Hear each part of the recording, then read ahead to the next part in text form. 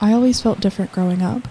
It's a cliche, the plot of many a coming-of-age movie and the melodramatic musings of angsty teens.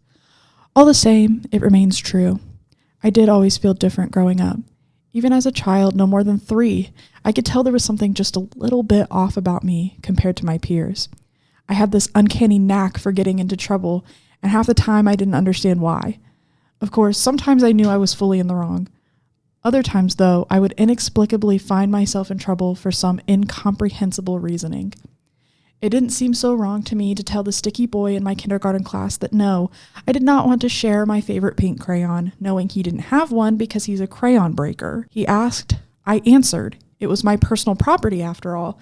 Even still, I received a blue day rather than the spotless green reserved for good children, and I wasn't good children. I had a penchant for acting without a thought.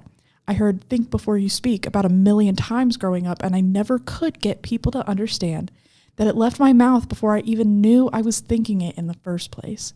That was a real riddle for just about every teacher I ever had. My classmates didn't like my inclination toward dramatics, or the fact that I would fly through emotions so quickly and so strongly.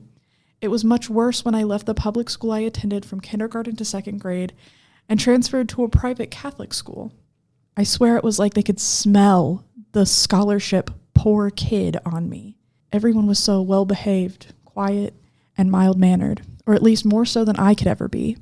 My presence seemed to disrupt the natural ecosystem, like I was desecrating holy ground by breathing.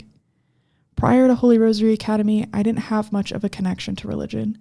My mom raised me passively Christian up to that point, and I occasionally attended Sunday school whenever my grandparents felt up to taking me. I knew that I was supposed to believe in God, some vague presence that was always around, always watching, always listening, but I didn't really. At HRA, though, just about every single kid there was a gold star cradle Catholic, baptized before they could see in color. I was not. I was a convert. That was strange of me. They were not too pleased when they learned that was not all that was strange about me.